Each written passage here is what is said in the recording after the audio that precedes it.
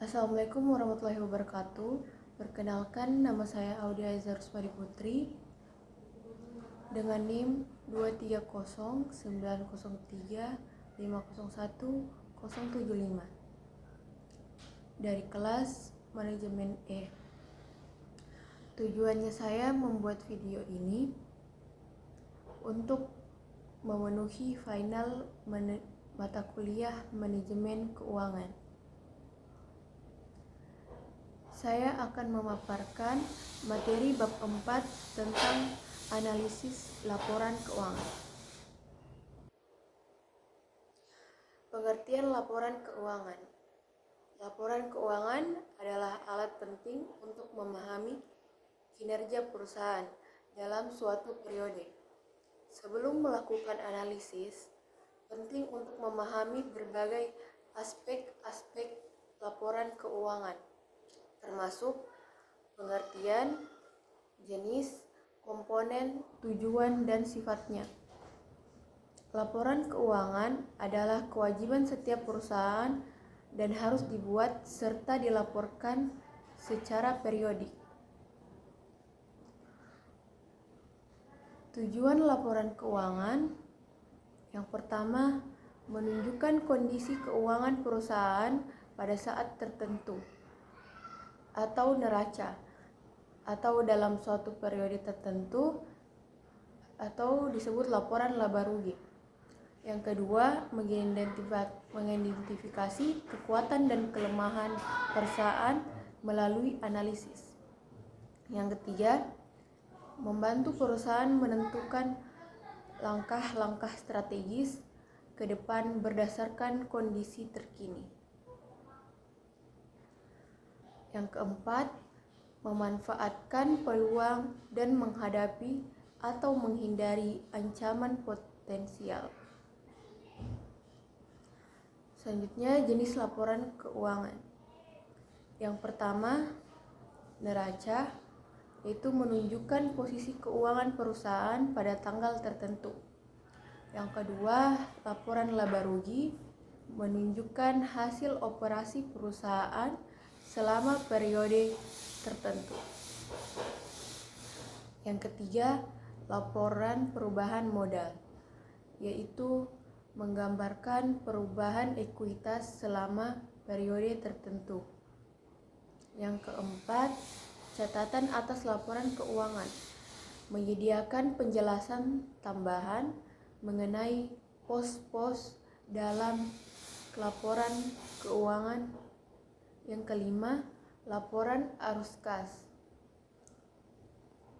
menunjukkan aliran kas masuk dan keluar selama periode tertentu. Setiap jenis laporan keuangan memiliki komponen dan tujuan spesifik yang membantu dalam memberikan gambaran menyeluruh mengenai kondisi keuangan perusahaan. Dengan menganalisis laporan-laporan ini, kita dapat menginterpretasikan kondisi dan posisi terkini perusahaan, serta membuat keputusan yang lebih baik untuk masa depan. Selanjutnya, neraca. Neraca adalah salah satu laporan keuangan utama yang wajib disusun oleh perusahaan. Tujuannya untuk menampilkan posisi keuangan pada tanggal tertentu. Ini berfungsi sebagai ringkasan yang menunjukkan total aktiva, kewajiban, dan ekuitas pemilik. Pengertian dan fungsi. Neraca mencerminkan kondisi keuangan perusahaan pada suatu waktu tertentu, baik pada akhir tahun maupun saat diperlukan. Menurut James C. Van Horne, neraca adalah ringkasan posisi keuangan yang menunjukkan total aktiva, kewajiban, dan ekuitas. Komponen neraca yang pertama aktiva. Aktiva lancar ada kas, bank, surat berharga, piutang, sediaan, dan lainnya. Yang kedua, aktiva tetap seperti tanah, bangunan, mesin, kendaraan yang berwujud, dan paten goodwill atau tidak berwujud. Selanjutnya, aktiva lainnya ada piutang jangka panjang, bangunan dalam proses, uang jaminan. Kemudian kewajiban, ada kewajiban lancar atau utang jangka pendek seperti utang dagang, utang wesel, utang bank yang jatuh tempo dalam 1 tahun. Kemudian utang jangka panjang seperti obligasi, hipotek, atau utang bank dengan jatuh tempo lebih dari 1 tahun. Selanjutnya modal atau disebut juga ekuitas. Ada modal setor, laba ditahan, cadangan laba, dan hibah. Bentuk penyusunan neraca. Yang pertama, bentuk kontrol atau account form disusun secara horizontal dengan aktiva di sebelah kiri dan kewajiban dan serta ekuitas di sebelah kanan. Bentuk laporan atau report form disusun secara vertikal mulai dari aktiva lancar, aktiva tetap, aktiva lainnya, kewajiban lancar, utang jangka panjang, hingga modal atau ekuitas. Neraca memberikan gambaran umum tentang kondisi keuangan perusahaan, membantu dalam analisis untuk pengambilan keputusan dan menentukan strategi keuangan perusahaan. Komponen neraca. Aktiva lancar yaitu kekayaan perusahaan yang paling liquid dan dapat segera diuangkan dalam waktu kurang dari 1 tahun. Contohnya kas, bank, surat berharga, piutang, sediaan, dan sewa dibayar di muka. Aktiva tetap yaitu adalah aset jangka panjang yang digunakan lebih dari 1 tahun, terbagi menjadi berwujud, seperti tanah, bangunan, mesin, dan tidak berwujud, paten, merek dagang, goodwill. Aktiva lainnya adalah aset yang tidak termasuk dalam aktiva lancar atau tetap, seperti bangunan dalam proses, piutang jangka panjang, dan tanah dalam penyelesaian. Kewajiban. Utang lancar adalah kewajiban jangka pendek yang harus dilunasi dalam waktu kurang dari 1 tahun, seperti utang dagang, utang bank, utang wesel, dan utang gaji. Utang jangka panjang adalah kewajiban yang jangka waktunya lebih dari 1 tahun. Digunakan untuk investasi jangka panjang. Contohnya obligasi, hipotek, dan utang bank jangka panjang. Modal atau ekuitas. Modal setor adalah setoran modal dari pemilik perusahaan dalam bentuk saham. Laba ditahan adalah keuntungan perusahaan yang belum dibagi sebagai dividen dan masih disimpan untuk keperluan masa depan. Cadangan laba adalah bagian dari laba yang tidak dibagikan kepada pemegang saham, dicadangkan untuk periode berikutnya. Detail komponen.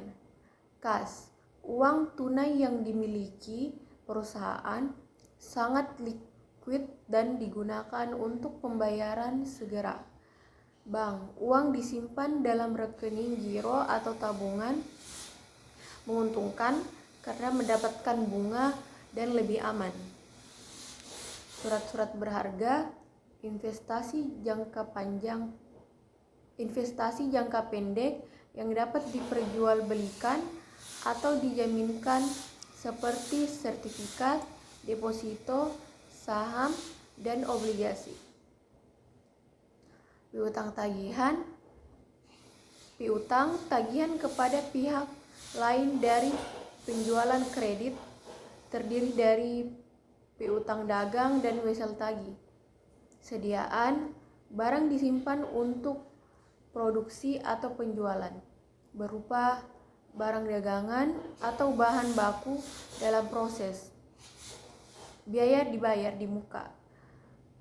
Pengeluaran untuk barang atau jasa yang belum diterima tetapi sudah dibayar. Utang. Utang dagang. Kewajiban dari pembelian barang secara kredit. Utang bank yaitu pinjaman dari bank yang harus dilunasi sesuai perjanjian. Utang wesel yaitu kewajiban berdasarkan perjanjian tertulis untuk membayar sejumlah uang pada waktu tertentu. Utang pajak yaitu pajak terutang yang belum disetor ke negara. Biaya yang masih harus dibayar yaitu biaya yang sudah jatuh tempo tetapi belum dibayar.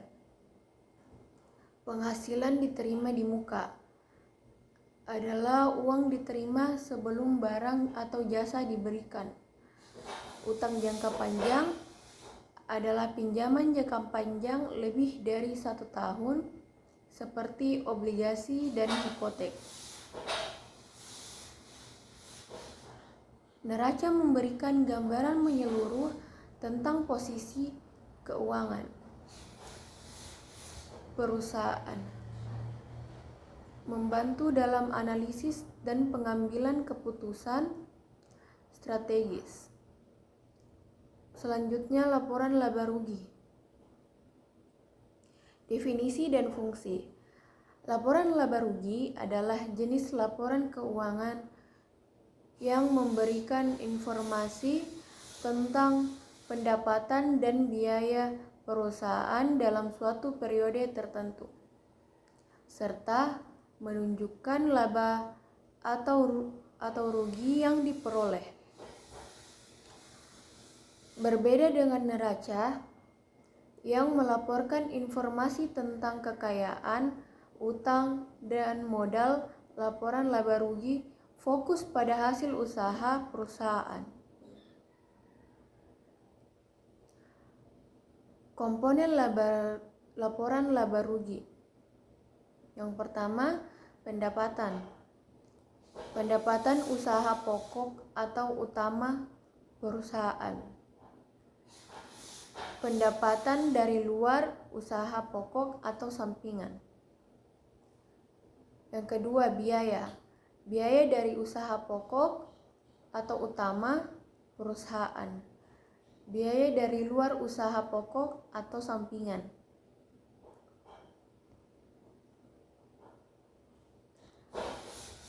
Detail komponen. Penjualan atau pendapatan. Total pendapatan dari penjualan barang atau jasa. Harga pokok penjualan atau biasa disebut HPP, yaitu biaya langsung yang terkait dengan produksi barang yang dijual. Selanjutnya, laba kotor adalah pendapatan dikurangi HPP. Yang keempat, biaya operasi, yaitu termasuk biaya umum, penjualan, sewa administrasi, dan biaya operasi lainnya. Yang kelima, laba kotor operasional, yaitu laba kotor dikurangi biaya operasi. Yang keenam, penyusutan atau depresiasi, yaitu pengurangan nilai aset tetap seiring waktu. Yang ketujuh, pendapatan bersih. Pendapatan bersih operasi, yaitu laba kotor operasional dikurangi penyusutan. Yang kedelapan, pendapatan lainnya, yaitu pendapatan dari aktivitas non-operasional. Yang kesembilan, laba sebelum bunga dan pajak atau biasa disebut EBIT. Pendapatan bersih operasi ditambah pendapatan lainnya. Yang kesepuluh, biaya bunga termasuk bunga wesel, bank, hipotek, obligasi, dan lainnya. Yang ke-11, laba sebelum pajak atau EBIT. EBIT dikurangi biaya bunga. Yang ke-12, pajak, yaitu kewajiban pajak yang harus dibayar. Yang ke-13, laba sesudah bunga dan pajak atau EAIT, yaitu EBIT dikurangi pajak. Yang ke-14, laba per lembar saham atau EPS, yaitu EAIT dibagi dengan jumlah saham beredar. Selanjutnya bentuk laporan laba rugi. Yang pertama ada bentuk tunggal atau single step, yaitu seluruh pendapatan dan biaya dijumlahkan masing-masing dan laba rugi dihitung dari selisih keduanya tanpa membedakan sumbernya. Yang kedua, ada bentuk majemuk atau multiple step, yaitu pendapatan dan biaya dipisahkan antara yang berasal dari usaha pokok dan di luar usaha pokok. Kemudian dihitung secara bertahap untuk mendapatkan laba bersih. Laporan laba rugi disusun sesuai dengan standar akuntansi yang berlaku untuk memastikan informasi yang akurat dan dapat diandalkan bagi pengguna laporan keuangan. Selanjutnya, tujuan dan sifat laporan keuangan. Tujuan laporan keuangan itu laporan keuangan disusun untuk memberikan informasi penting bagi berbagai pihak yang berkepentingan dengan perusahaan. Tujuan utamanya adalah yang pertama, menyediakan informasi tentang jenis dan jumlah aset yang dimiliki perusahaan.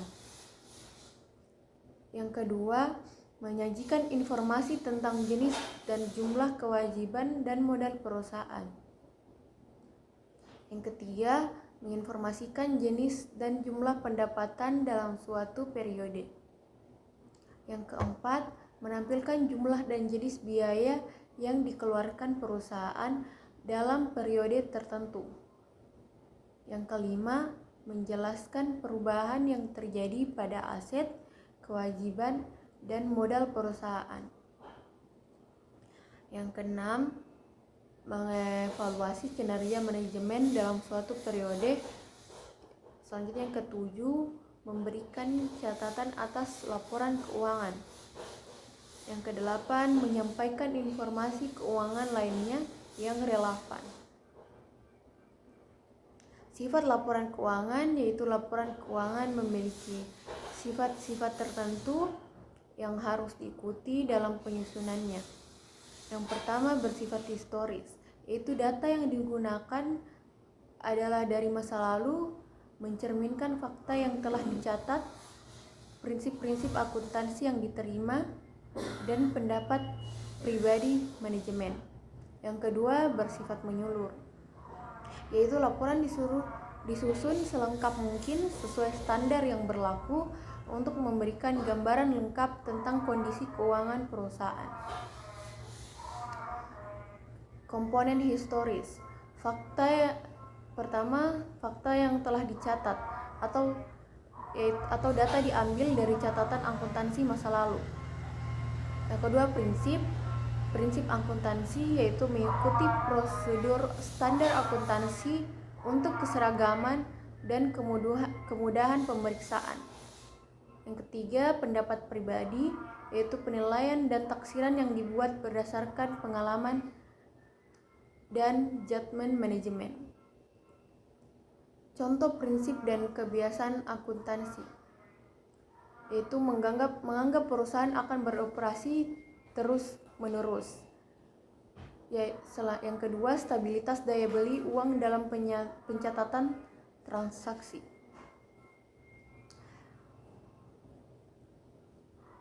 Sekian dari saya. Wassalamualaikum warahmatullahi wabarakatuh. Terima kasih.